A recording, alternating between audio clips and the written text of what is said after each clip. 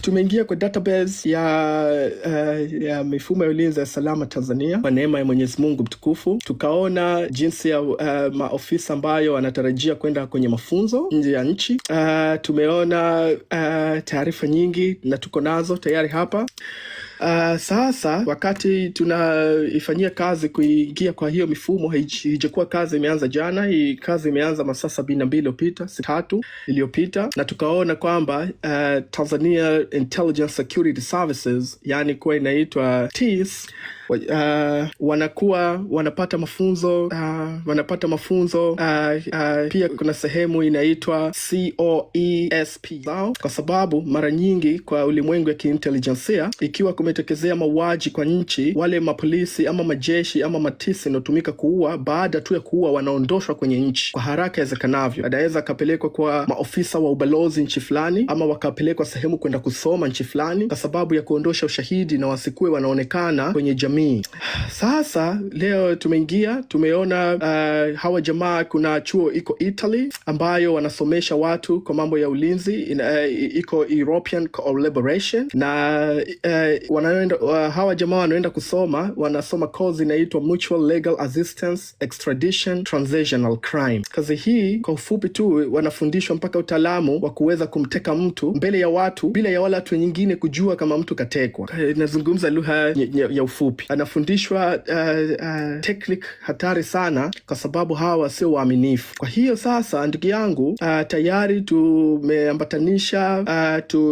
tumeandika barua nzito sana ambazo ziko na ushahidi kwamba hawa majamaa wanapelekwa kusoma huko ni wauaji na wameshiriki mauaji, na kwa hiyo barua nimewaeleza kama tunakitaka hii chuo istopishe haraka sana kuwapa hawa watu mafunzo hayo, kwa sababu hayo mafunzo wanayowapa hawayatumii kwa mujibu wa makubaliano waliokuwa nayo, isipokuwa mafunzo hayo wanayatumia kwenda kumteka mama anouza chakula ya mboga, anaenda kumteka maskini ya kawaida na kumuua, na bila ya yule maskini kupata mtetezi, na anachukua zile maiti na bila siku zipata. Kwa maana hiyo nikaambia chuo hicho kama mafunzo mnayowapa haya watu wa Tanzania ni mafunzo ambayo yanatumika kututesa sisi baada ya kutunufaisha sisi, na nikambatanisha ushahidi wa picture na video 917 ambazo zimethibitika kupitia mfumo wa metadata kwamba hizo picha ni za kweli, hazijakuwa zimeeditiwa na zinatoka nchini Tanzania. Na bado hiyo barua sijaifikisha, niko kwenye maandalizi ya mwisho sana, na itakapokamilika leo usiku nitaiweka wazi na nyinyi, japo kuwa hivi vyuo vinakuwa vya siri, tutaweka namba zao kwa Tanzania wanaoweza, tuwaambie kwamba tafadhali someni barua yetu na hawa watu msiwapokee. Hiyo chuo inaitwa CESPU. Kama iko mtu hapa anasoma mambo ya intelligence, sawa, anajua nini nasema. Kama ataamua kukataa ni sawa tu. Pia kuna watu wengine ni wanatoka JWTZ, wanawapeleka EUCAP wakasomea mambo ya maritime policing specifically maritime ya Tanzania. Wanatoka kwa idara ya ndani ya jeshi inaitwa TMP.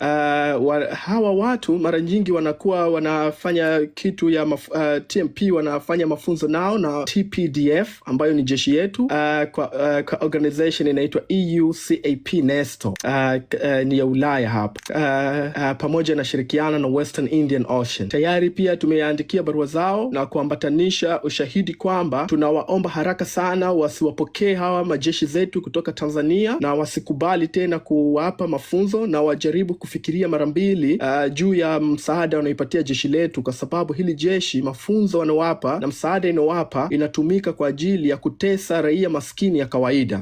Lakini pia nimeona chuo nyingine iko China, wanapeleka. Sidhani kama Wachina atakuwa watiifu sana, lakini pia tutapeleka vile vile. Nimeona pia kuna police ambayo inapelekwa ikasomea Interpol, maana yake International Police, na majina zao. Hii taarifa tutaweka tena wazi, kwa sababu tutapeleka habari pia. Hawa watu tafadhali sana wasiwape hiyo course wanaenda kusomea. Kazi nimeona inaitwa Capacity Building Programs, ambayo inatoa training ya crime, professionalism na transactionalism. Kwa hiyo hii kama wanakataa, tunaomba wakiri kama hizi mambo ni za uongo. Na pia wanapeleka watu nyingine zinapelekwa kwa idara inaitwa UNITAR, United Nations Institute for Training and Research. Wanapeleka jamaa wa authority waende huko kasome. Sasa ndugu zangu, hizi ni barua 6 ambazo tunaziandaa, zinaenda kwa idara tofauti, ambayo tunaambatanisha ushahidi kwamba ile elimu wanawapatia polisi pamoja na usalama taifa pamoja na jeshi nchi yetu, na yale mafunzo wanayapatia hawayatumii yale mafunzo kama makubaliano yao walivyokuwa yapo. Wamepewa haya mafunzo kuweza kupambana na wahalifu, na wahalifu hao kumbe wako Ikulu. Badala yake wanakuja mitaani, mafunzo yale mazito na makubwa ambayo wanayapata United Nations Institute for Training Research wanaenda kuyatumia kwa raia za kawaida. Badala yake mafunzo hayo ambayo wamepewa wao kuweza kupambana na ujangiri na criminal, yanatakiwa mafunzo haya baada ya kurudi Tanzania wayatumie kwa Angela Kiziga pamoja na Rostam Aziz pamoja na Jakaya Mrisho Kikwete. Badala, kwa sababu hawa ni wahalifu wakubwa sana waliokuwa wamethibitika na kuthibitishwa, sio kwa maneno yangu tu, kwa maneno wa balozi halali ya Tanzania alikuwa anawakilisha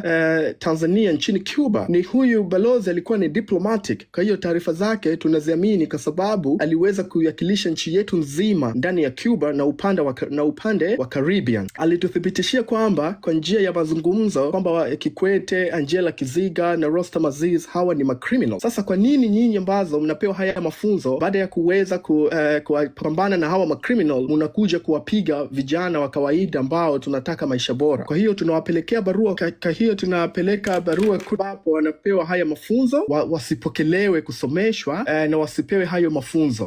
Na hata kama kwa sasa atapokelewa, lakini itakuwa tumewaweka kwa aibu kubwa sana, kwa sababu tunapeleka mauchafu zao zote amefanya, mauaji na kila kitu. Cha kushangaza sana kulikuwa hakuna uwezekano yoyote kwa CDF Bwana Mukunda aweze kuunga mkono harakati zetu, kwa sababu kwa akaunti yake ana trilioni za Kitanzania. Kama atakataa, watu wanaweza wakaweka wazi, alafu tukajua nani ni mkweli. Kama mimi nitakuwa nasema uongo, nitafuta account, nitafanya mambo nyingine. Kwa hiyo ndugu zangu, jitihada ambayo nitajaribu kuitumia leo, uzipeleka barua rasmi kuambatanisha na maushahidi kwamba mapolisi pamoja na matis pamoja na majeshi ambazo zinapelekwa kwenda kusoma nje ya nchi kupewa taaluma ya kiintelijensia, wakirudi tu nchini Tanzania ile taaluma yao pia ambazo tunaendeleza ile kazi ambayo watoto wao walikuwa wanaifanya. Kuna watu ndugu zao wamekufa, hawajapata maiti waende wakazike, wanatuombea sisi. Tunafanya hii kazi njema kwa niaba ya wale ambao wamefariki siku ya tarehe 29, 30, tarehe 31, tarehe 1 na tarehe 2.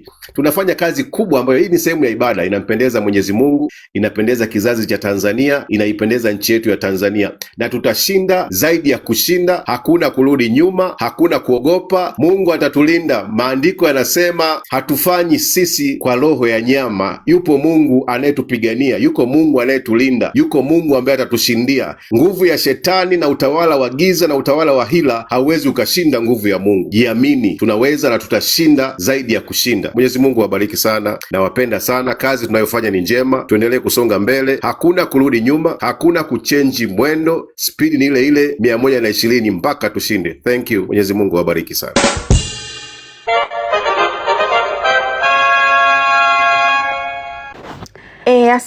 Asante. Nani alikupa ameconnect kule? Si amesikia pia mwenyewe Amkomba umeconnect ya? Nani ameconnect kule au hakuna mtu ambaye ameconnect kwa One Love? Okay, kuna mtu alikuwa amerekodi. Ni Maboy au ulitoa? Wewe Maboy ulitoa. Atakuwa amesikia. Nadhani hata taarifa yenyewe. Kupandisha wote. Hakunipandisha. Nadhani kakatoa Swingo alinitumia ujumbe pia na mimi akasema tu niwakilisheni na C6 nadhani kama kuna swali alafu mimi nitamalizia. Kama nadhani umeshasikia Kasongo alichoongea. Binafsi mimi nimemsikia taarifa aliyoitoa, lakini naungana na kakatoa. Nafikiri hawa ni viongozi wa muda mrefu kwenye hizi live. Nafikiri tu ndio legend kwenye hizi live. Amefungua muda mrefu sana kabla hata kina Siasa ni Maisha. Alikuwa anafungua yuko live, tulikuwa tunapanda pale tunasikiliza anachokiongea. Kama kulikuwa kuna mikutano ya Chadema alikuwa anairushaga live, tulikuwa tunaona. Ana experience kubwa juu ya hizi live. Kwa wanachokisema mimi nitaungana naye kwamba wanakuambia mtu wa taarifa huwa akamatwi, lakini inategemea na taarifa yenyewe imekuja kujaje. Kwa situation kama hii tuliofikia kwa sasa hivi, zibaki siku chache sana tufikie Ijumaa. Mimi niseme tu jambo moja, na hawa ambao wamepanga haya yaliyopangwa, niseme kwamba tupo wengi. Kakatoa ana live, Hama Jest ana live, Veteran ana live, Sama Cliff ana live, Nuruvazi ana live. Sasa inabidi wote wakamatwe, inabidi wote. Mimi ni washauri tu wana CCM na hivi CCM mnaoleta taarifa na taharuki, na hawa ambao wanakaa vikao kuna nilio mleta taarifa, nashukuru sana, mleta taarifa nzuri sana, na tunaomba taarifa nyingine zikitokea atujulishe, lakini tu wafuate tu taratibu kuleta taarifa. Tunashukuru kwa taarifa hiyo, lakini niseme kwamba basi kama One Love atakamatwa, basi na Hama Jest naye akamatwe. Hama Jest ikamatwa na Kakatoa naye akamatwe, afate Veteran, afate na wengine ambao wanaofungua live, wakina John Keishua nao wakamatwe pia, hao wote wakamatwe. Mimi niseme serikali kwa sasa hivi inafanya jambo la kipumbavu sana. Yani kwanza si serikali, hao ni wahuni wachache tu, kikundi cha wahuni wachache. Haijalishi anaumwa huyo mama yao, haijalishi yuko wapi, lakini mipango yote inayotengenezwa watambue kwamba wamekalia kutikavu. Na safari hii ukweli ni kwamba meza walioitikisa ina vinywaji vya gharama sana. Sidhani kama wanaweza wakalipa. Wanajaribu kutafuta watu wa kuleta matisho. Wamejaribu kuunda vikundi vya watu wachache, wanachukuliwa kina dada fulani, wanakuja wanajiita ni Wakatoliki. Mimi niseme tu wamejipanga kwa namna nyingi sana. Kwa kweli meza wanayoitikisa ina vinywaji vya gharama mno, na huenda ikawagharimu sana. Wanafanya vita ambayo hawajui ni kubwa kiasi gani na itaisha lini. Hakuna mtu wa kurudi nyuma. Hakuna mtu wa kurudi nyuma hata mmoja. Na mimi niseme tu jambo moja, watu wapo imara kuliko hata wanavyofikiri. Mpaka tumepanga Ijumaa kuna tukio litafanyika, wanapata pressure, wanapanga vikao. Hii haijaisha. Walifikiri wamemaliza tarehe 29 kuua watu wasiokuwa na hatia. Haijaisha. Bado wananchi wana hasira kuliko wanavyofikiria. Hatuna maneno mengine ya kuambia, maneno mazuri ya kufariji. Zaidi faraja yetu sisi ni kuiona CCM na serikali yake wameachia nchi. Hiyo ndio faraja moja wapo ambayo tunaipambania. Hata wale waliomwaga damu zao, hayo ndio malipo ambayo tumetarajia kuwapa. Hakuna namna ya kurudi nyuma. Hichi kikombe walichokikorogea lazima wakinywe. Watakinywe na hawatamwaga hata kidogo, na tutahakikisha wamekinywe. Hatuna wazo la kurudi nyuma, wala hata kama wangetishia.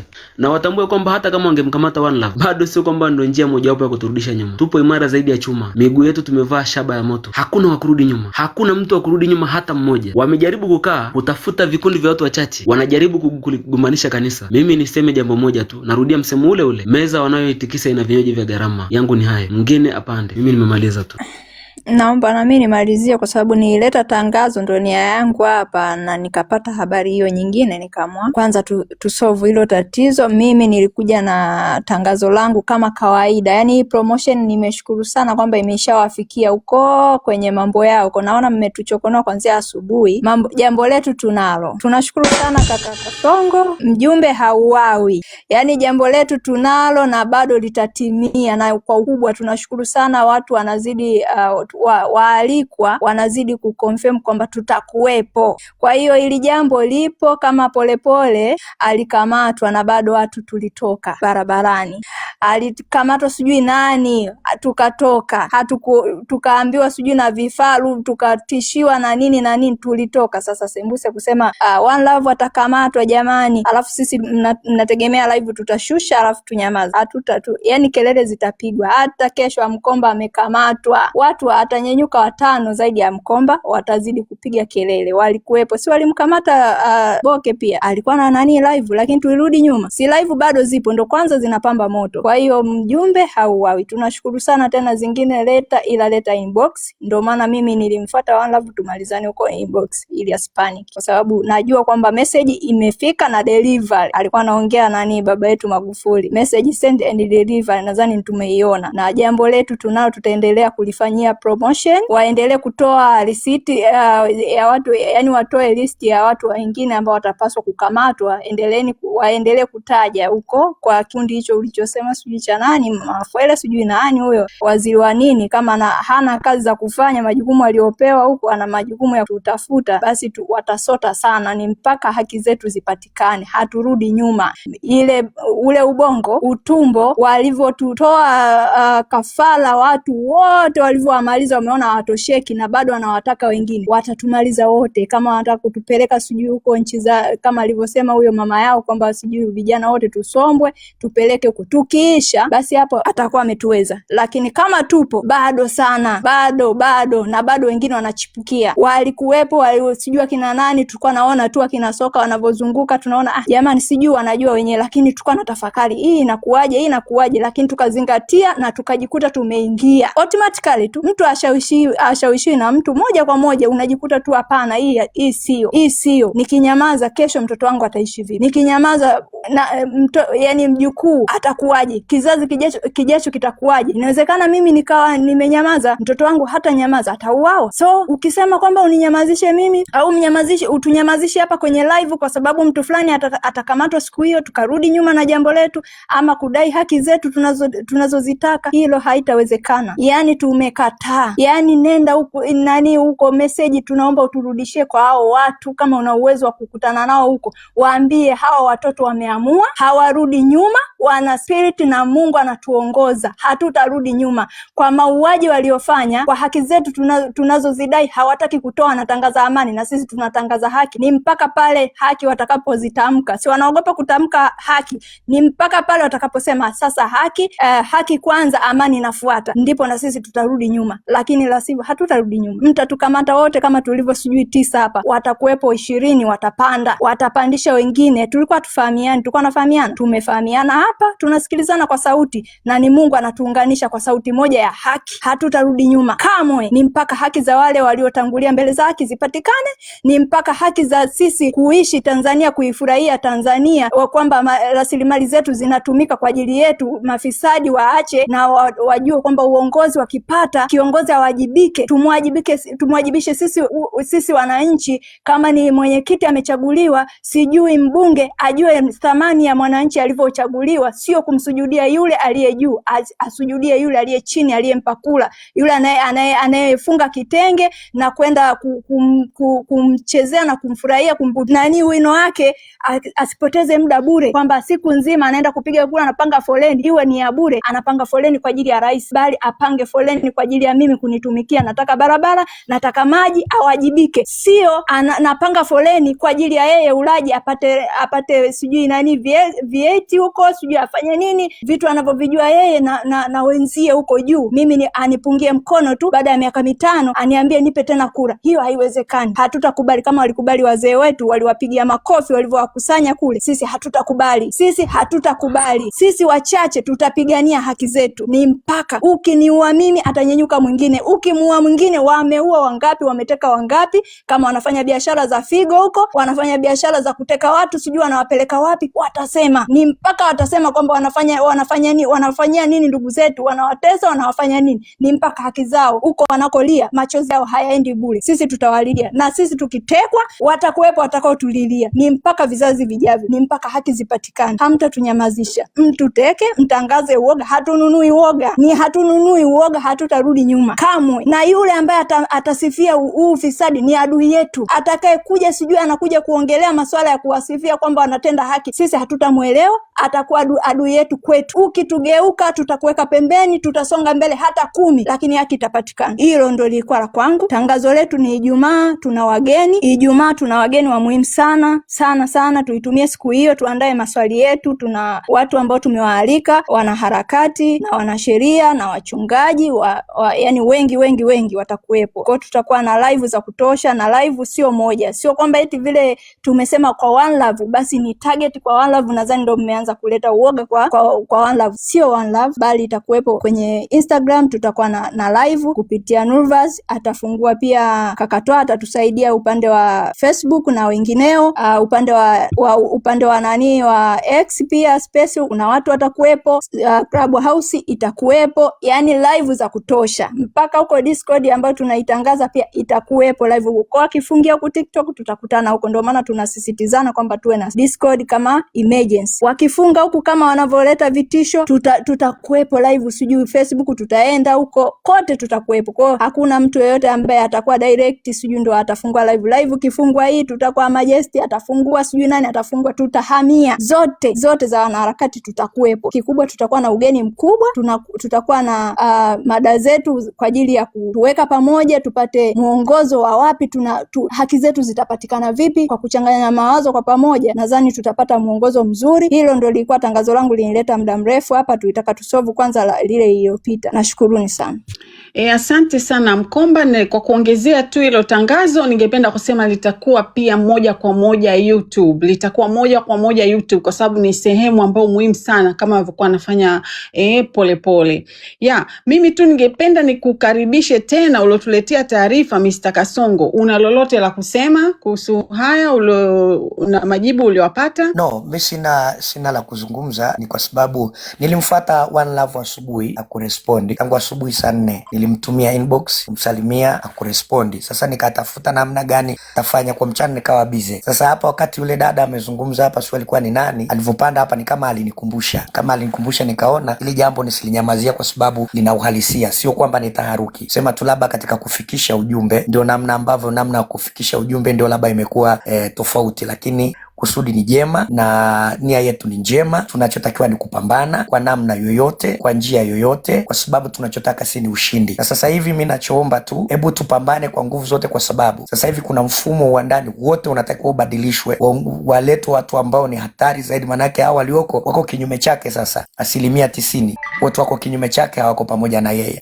Kwa hiyo tupambane sana ili tuweze kupata haki yetu mapema. Kaka Mwaipaya, muda mrefu sana, nafikiri unanielewa, japo kwa hapa unaweza usinijue, lakini muda mrefu sana rafiki yangu, muda mrefu sana Facebook, tuko pamoja muda sana. Kwa hiyo hii taarifa nimeileta kwa sababu ni ya muhimu, kwa sababu hiyo live ndio ambao wameimark kwamba nini kinatokea Ijumaa, na ni waoga, yani ni waoga, wanajinyanyia usiku na mchana. Yani Gen-Z tuko juu kuliko kingine chochote, na kitu kingine ambacho tu tunapaswa kukielewa ni kwamba hapa tupambane kama Gen-Z, kwa sababu kuna kamtego wamekaweka, nafikiri kaka Mwaipaya unakajua kamtego, wakifikiri kwamba hii kitu ya Ijumaa itakuja kama siasa. Yani wao wametega kwamba hii bunge linalokuja kesho kutwa au hicho kikao cha kesho kutwa wanataka kuchukulia kwamba labda kinakuja kisiasa, wapate namna ya kuban chama kikuu cha siasa. Sasa sisi tunajua ni Gen-Z, hakuna siasa yote. Kwa kama kuna namna yoyote ile, naomba msafishe hapo kabisa kaka Mwaipaya, isije ikaja katika mrengo huo, kwa sababu hapo kuna kamtego anakatega. Kwa hiyo hili tuliweke sawa na Ijumaa mambo yaendelee, na naamini hawatatega. Naomba ni confirm, habari njema ni kwamba Tibaijuka atakuwepo. Sasa sijui ni wa chama kikuu cha upinzani. Tumesema wanaharakati ambao wanatuunga mkono sisi Gen-Z. Tuna wachungaji Bagonza ameconfirm kwamba atakuwepo, Tibaijuka atakuwepo, wengineo tutaendelea kuwa confirm hapa, wakina Roma, wakina Sativa tayari. Nadhani kama picha mnavyoliona hapo la kutisha profile yangu hivyo. Kwa yani wewe wape tu taarifa mpaka kina Tibaijuka atakuwepo. Sasa sijui mambo wanatapatapa tu. Wewe waambie tutapatapa huko, wataogelea vizuri Ijumaa. Habari njema, jambo letu tunalo na tunatamba nalo. Kwa watu wote ambao wanaona kwamba sisi Gen-Z haki zetu tunapaswa kusikilizwa, ndo hao tunaoenda nao, ambao wanavalishwa vijora au waende nao wao. Kwa nini wote wanataka wao kwao? Na sisi tuna wakwetu ambao wanatunga mkono kwamba Gen-Z sauti zetu tuko sahihi, ndio tunaoenda nao. Mwaipaya akija hapa haji kama mwanasiasa wa chama fulani, anakuja kutunga mkono kama Gen-Z, na ndio maana anaongea kauli zetu. Si umeona mwanzo mwisho yeye aongeagi habari za chama chake, hajagitaja hata kidogo. Kwa ndivyo tunavyotaka hivyo. Siku hiyo tumewaalika kwa ajili ya sisi tunataka muongozo ambao wanatunga mkono. Walisema kwamba Gen-Z walikuwa sahihi tarehe 29 Moi 29, wanaosema Moi 29 walikuwa sahihi kutoka kwenda kudai haki zao, ndio hao tunakumbatiwa, kwa sababu sisi hatuna jeshi, hatuna polisi, hatuna kiongozi, hatuna nani, na hatutambui kama tuna rais wala nani. Na ndio maana tunataka haki zetu mpaka zipatikane, mpaka pale atakapotoka kwamba mimi kweli sipaswi kuwa kiongozi kwa sababu nimeruhusu mambo mengi waliokuwa nayadai yalikuwa na haki. Sawa. So sisi hatuna chama, hatuna nani. Ukija hapo ukiongea lugha za chama sisi hatukuruhusu. Ukiongea chama habari za kudai haki tunakupa muda na tunakupa airtime. So nadhani utakuwa umenielewa Kasongo. Wanauliza muda ni saa 3 usiku. Wewe njoo tu mapema kwa kujua tu muongozo mapema kuanzia saa 1, lakini jambo kamili linaanza saa 3. Andaa maswali yako, utauliza ambao unatamani ujue hivyo. Nadhani utakuwa umenielewa Kasongo. Maana nilikuwa nataka tu ufafanuzi nitoe. Endelea na nani yako. Mimi huwa nazunguka kwa ajili ya promotion yetu. Asante. Karibu tena. Karibu Mandisa, naona uko hapa. Karibu Mandisa.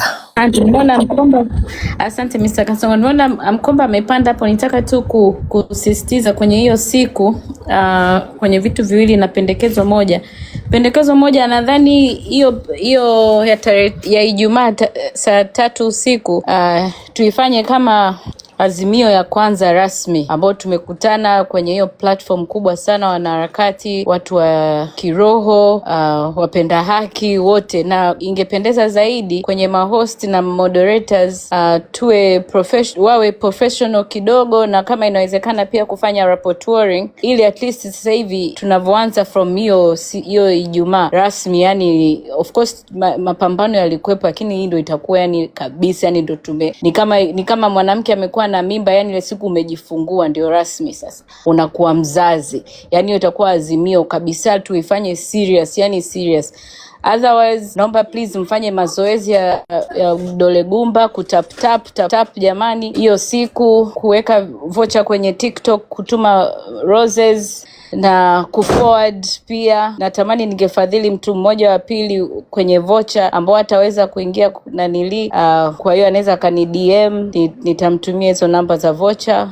Najitolea tu kuwa sponsor watu wawili ambao wana uhitaji wa GB hiyo siku, ili mradi condition ya hiyo sponsorship uweze kushare na watu wengine, especially wale ambao maskini hawana uwezo, wanataka kuingia lakini hawana uwezo wa data. Na nitumie pia fursa hii, kama una uwezo naomba pia utumie watu vocha kupitia DM kwa wale wenye uhitaji ambao labda vijijini au mikoani huko hawana home fiber au internet.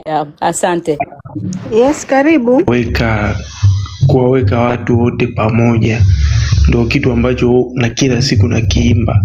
Yani watu tu wa mobilize ili watu waje pamoja, tutoe itikadi, tutoe chembe yoyote ambayo inafanya yani hapa hatupo kwa ajili ya kudiskasi uzuri wa chama chako au ubaya wa chama chako. Hapa tupo kwa ajili ya kudiskasi maisha na maendeleo ya Watanzania wote kwa pamoja.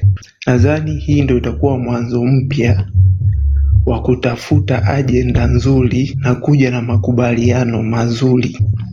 Hii kitu nilikuwa nimeshauri tena, hii kitu itakuwa inafanyika kila wiki. Ina maana tutaandaa tena mpango kazi mwingine ambao watu watakuwa wanaalika mtu mmoja ambaye anafanya hizi kazi na anauelewa siku nyingi. Hii kitu sio ya kuacha. Kwa sababu gani? Target yangu ilikuwa design kama hii, kwa sababu ninachotafuta ni attention ya media. Ndio maana kila siku nawaambia kwamba wanakuambia when you want to win the war unatakiwa kuikonga media. Yani tuchukue taswira nzima ya mitandao yote tuitawale. Tukishaona tu zimeanza kutumika content za kwamba ni kila mtu anaiongelea haki, hiyo waimbaji, wachekeshaji wanaingia katika hiyo mambo ya kuongelea haki, ina maana ushindi na kutangaza grade yetu ya mbele inakuwa imefika. Ila kama hatutaweza kukonka hii, kwa sababu serikali wanachotuzidi sisi paka sasa hivi zile media za kuaminika na watu wanaowasikiliza wote wamewakamata. Kwa hiyo sisi kitu cha ukifanya hapo ni kuongeza nguvu kwenye promotion na propaganda. Lazima tupigane hii vita zaidi. Usije ukafikiri hii vita tunapigana kwa ajili ya kumfurahisha mtu au kwa ajili ya kujiona wewe ni bora kuliko wengine. Hii vita tunapigana kwa ajili ya taifa. Kwa hiyo nguvu iongezeke, promotion iongezeke. Yani watu waendelee kushare na kuendelea kutoa elimu. Posti inabidi tutawale sisi, kila mtandao, iwe Instagram, Twitter, Facebook na TikTok, tutawale sisi. Yani promotion yetu iwe kubwa zaidi. Hapo tutafika sehemu ambayo tunayoitaka. Yani tuendeleeni kupush na kupush na kupush. Hii kitu itatufikisha sehemu nzuri na inayotakiwa. Yani tuweke nguvu kubwa kwenye mtandao kwa sasa hivi, kwa sababu sehemu watakuwa wanatufuatilia, ndo ambapo sisi ushindi wetu watakuwa wanaupromote. Wanavyokuwa wanatupromotia sisi, ndo maneno yanafika paka huko vijijini paka wapi. Kwa hiyo tutapata ushindi kwa wepesi, kwa taarifa kufika. Nadhani yangu ni hayo, tulikuwa na kazi hapo, ili kila mtu awe na awareness ya kusambaza ujumbe, ya kufikisha taarifa, yani kwa akadi anavyoweza. Asante Osti. Asante, nashukuru. Tunashinda, karibu tunashinda. Mimi langu ni hilo najazia mapambano yabaki pale pale, tusikate tamaa, tusirudi nyuma. tuendelee vile vile tulivyokuwa mpaka hii serikali haramu ianguke hii.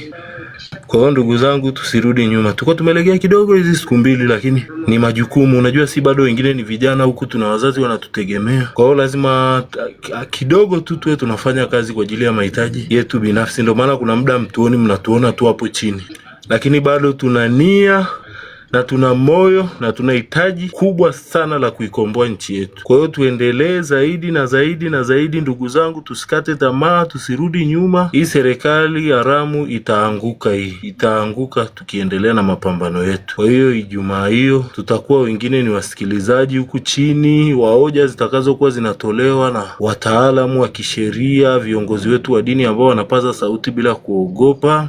Tutawasikiliza kwa umakini na tunaomba hoja watakazozileta ziwe ni za kuendeleza pambano letu, zisiwe za kutukatisha tamaa, ziwe ni hoja kubwa zaidi ya kutupa nguvu, na wao wenyewe waendelee kutangaza haki. Ndio ili wale wasioielewa haki waendelee kuelewa kwamba haki ni nini, waendelee kuelewa kwamba nchi inafaa kuongozwa kwa njia gani. Rais ameteuliwa na wananchi, anafaa kuwatumikia wananchi jinsi wananchi wanavyotaka, kwa sababu wananchi wanatoa kodi, wanalipa kodi kwa ajili ya kufanyiwa mambo yale wanayoyahitaji katika jamii zao. Kwa hiyo ndugu zangu, tuendelee na mapambano, tusikate tamaa. Ndio taharuki zinaweza zikaja kwa njia yoyote ile, na sisi wengine huko hatuna uwezo wa kujikontroli kwa haraka kulingana na wenzetu walivyopotea kwa wingi. Ndio maana hoja kama hiyo ikitolewa tuna hofu, lazima tuwe na hofu. Hicho sio kitu cha kusema kwamba eti sijui tusiwe na hofu. Tusiwe na hofu, na hapa jamani kuna wenzetu wengi wamepotea tu na tumenyamaza. Kwa hiyo lazima tusikilize taarifa nyingine. Tuko huku ndio hatujuani, lakini zinakuwa za ukweli, kuna nyingine za uongo. Kwa hiyo zote zile tutakazokuwa tunazisikiliza tuzichuje sisi wenyewe. Wewe una akili, unafaa kujiuliza, bwana hapa ni hivi na hivi na hivi, ile eneo nililopo sio salama kwangu kwa sasa hivi, kwa hii serikali ya ubakaji, utekaji, ulawiti unajiongeza. Lakini lazima ukisikia kwamba kama vile Mr. Kasongo ameleta taarifa hapo, tusiipuuzie, tuisikilize, mapambano yawe pale pale kwa ajili ya kulindana kama sisi. Ndio maana kuanzia huko nyuma nilikuwa nasisitiza zaidi tuwe na uzalendo wa kulindana. Kwa hiyo Mr. Kasongo asilaumiwa kwa kuleta taarifa kwamba kuko hivi na hivi na hivi na hivi, asikilizwe, kwa sababu uzalendo ndo kama huo si tunaotangaza. Sorry, tunashinda. Usirudishe mambo nyuma. Mr. Kasongo mwenyewe kalizika, hamna aliyemlaumu. Endeleza masuala ya na vingine. Sio tena mlaumu. Mwacha ongee. Sisi huwa hapa hatukatizani. Yaani tunamwacha mtu aongee, alafu mwisho kwenye conclusion ndo tunamfahamisha. Karibu, tunashinda. Ongea, utafahamishwa. Sio kwamba sijaelewa, Mkomba nimeelewa kila kitu kilichokuwa kinaongelewa hapo. Ndipo saa mimi nimeamua tu kuongezea, sio kwamba sijaelewa kwamba hoja imeisha. Ni katika kukulinda wewe Mkomba. Sauti yako nimeizoea huku kwenye live, kesho na kesho kutwa nisisikia Mkomba hayupo, kama vile wakina Boke hawapo. Nyie ni nguvu kazi, nyie si mnaona ni mapambano. Changamoto bado zinatokea na bado mpo. Kwa hiyo lazima na sisi tulindane huku. Kwani wewe Mkomba kesho ukinisikia sipo, si lazima utakuwa unajiuliza, bwana Tunashinda ameenda wapi? John Keishu ameenda wapi? King Boy ameenda wapi? Hawa tu tulikuwa kule huku tunang'ang'ana. Kwa hiyo ile nguvu kazi na ile hari ambayo tunayo tuendelee nao vile vile, na tuendelee kuchungana kama kawaida. Mapambano yawe vile vile. Tusikate tamaa, tutatoboa. Hii safari ni fupi sana tukiwa na uzalendo. Yaani ni fupi mno. Yaani ni sisi tu kuna dalili tunao ya kukosa uzalendo. Lakini tukija tu tuwe kitu kimoja hivi ghafla, yani tuna nchi kwa haraka sana. Yaani kinachotufelisha tu hapa ni uzalendo. Ambapo uzalendo ndo kama tunaouongelea huku unakuta kuna mamluki, huku si wenyewe kuna wanaokatisha tamaa, na kuna watu roho zao ni ndogo, wakikaa wakiona wanashuka. Lakini tukiendelea kupambana hivi na tuwe na uzalendo, tutashinda. Mbona tutashinda tena sana. Yaani kwanza tungekuwa tumeshashinda kitambo sana, lakini sasa shida ni uzalendo. Kwa hiyo ndugu zangu, tuendelee kuwa na uzalendo, na tunayoyaongea tuyatekeleze. Tusiishie tu kuongea miaka nenda rudi, na tunayoyaongea tuyatekeleze. haitoshelezi. Hicho ndio kinachofanya zaidi ya asilimia kubwa ya watu wanakata tamaa. Kwa hiyo tupambane zaidi, yani tung'ang'ane haswa na tuwe wazalendo. Vijana wenzangu, tuwe wazalendo. Hichi tunachokipigania ni faida yetu ya kesho. Alafu tusihofie sana kufa. Ndio tunapata taarifa za kutishia, lakini hicho ni kitu ambacho wengine tumeshazoea. Wengine tumeshakaa tukijua tuliumbwa na kuna siku tutaondoka huku duniani. Hapa duniani sio kwetu. Kitu cha kwanza, kufa ni lazima, na haki tutazifuatilia, kwa sababu hata nafikiri wale waliokufa wanaobahatika kutana na Mungu, maswali wanayouliza ya hazina walioiacha duniani kwa wenzao ni ipi? Sisi tutakao kufa tukiipigania haki, Mungu atatupokea na atashukuru, atasema nyie mlikuwa wanangu mkang'ang'ania haki. Hata Yesu alipokuja duniani aliteswa, alipigwa mijeledi, alitemewa mate, alivalishwa taji la miba. Kwa hiyo hata hichi tunachokipigania ni mateso kama yale Yesu aliyoyapigana kwa ajili yetu. Kwa hiyo hata sisi tunapigana kwa ajili ya kizazi chetu tutakachokiacha hapa duniani. Ndio maana tunang'ang'ana. Kwa hiyo tuache kukata tamaa na tuache kutokuwa wazalendo. Tuwe wazalendo. Bila uzalendo hatutaweza kufanikiwa hili jambo tunalolitamani. Tunatamani kweli nchi yetu iwe na utawala bora, lakini bila sisi kuwa na uzalendo hatutafanikiwa. Hichi kitu mkiongee, elimu iwe ndefu kwa muda. Tusing'ang'anie tu kufanya safari iwe fupi ya maelezo, bwana tutatoka labda baada ya wiki 2 kwenye maandamano. Kwanza tufanye elimu ya kuelimishana kuhusu uzalendo, kuhusu uzalilishaji. Tuelimishane kabisa, ndipo wengi waweze kutambua bwana nchi yetu haina demokrasia. Mama yangu huyu mtoto uliomzaa kesho na kesho kutwa atatekwa kama Polepole, ukiacha kupaza sauti atatekwa kama Mdude. Huyu mjukuu wako utamwacha kwenye shida na taabu ya kutawaliwa na utawala wa kifalme. Kwa hiyo ndugu zangu, hivi vitu vinafaa tuelimishane kila siku. Yani tusikatishane tamaa, tuelimishane. Yule ambaye haelewi, jitahidi tu kumpa moyo, kuna siku tu atakuelewa. Yani endelea tu kumfundisha ule ugumu wa maisha anaokutana nao kwenye biashara, kutozwa kodi zisizokuwa za lazima. Hivyo vyote umwambie ni kwa sababu ya serikali iliyopo madarakani haina utu wala haijali kijana anayetaka kujiendeleza kiuchumi, kumtoza kodi chini ya mtaji wake 0.1%. Kwa hiyo ndugu zangu, tuendelee na mapambano, tusikate tamaa. Tutashinda, tena tutashinda kwa kishindo. Lakini asilimia kubwa tuendelee kupeana elimu ya uzalendo, tuendelee kufundishana kuanzia ngazi za chini huku kabisa, wale wasiojitambua, wale wanaoona tu haya maisha tunayoyaishi ni sawa. Tuendelee kuambia maisha tunayoishi si sawa, kukosa maji, kulipishwa kodi ya nguzo ya umeme, na watu wanatoza ada ya umeme kila siku, badala ile ada ya umeme ndio iweze kufanya mahitaji ya vile vitu vya msingi. Kwa hiyo ndugu zangu, hayo ndio mapambano ambayo tunafaa tuendelee kuelimisha wenzetu chini, ndio waendelee kujua kwamba kumbe hii kodi ninayoitoa ndio inamlipa askari. Wengi hawatambui kwamba kodi wanazozitoa ndio zinazowalipa wabunge wapumbavu, ndizo zinazowalipa marais wapumbavu. Wengi hawatambui kwamba kura yao ndio imewaweka pale, wanafaa wawe na mamlaka ya kuwatumikisha wanavyotaka. Kwa hiyo bila kuwapa elimu watu hawajitambui. Kuna mtu tu ametoka ameenda kupiga kura, lakini ajui ile kura inamaanisha nini. Wengi sana ndio kama wale kutoka 29 wale walienda kupiga kura, wale ni watu walikuwa hawajitambui. Wanastahili kupata elimu ya sisi ambao tunajielewa. Bwana hapa ni hivi na hivi na hivi. Unaenda kupiga kura serikali dhalimu hii ambayo inarisisha uongozi kwa mama, baba, watoto wote, wajukuu. Hii si serikali, haifai. Kwani hao watoto, hii familia yao, wao ndo wana vipaji vya kuwa viongozi wa nchi. Hao watoto wengine wa watu wa huku chini, watu kama wakina Soka, hawana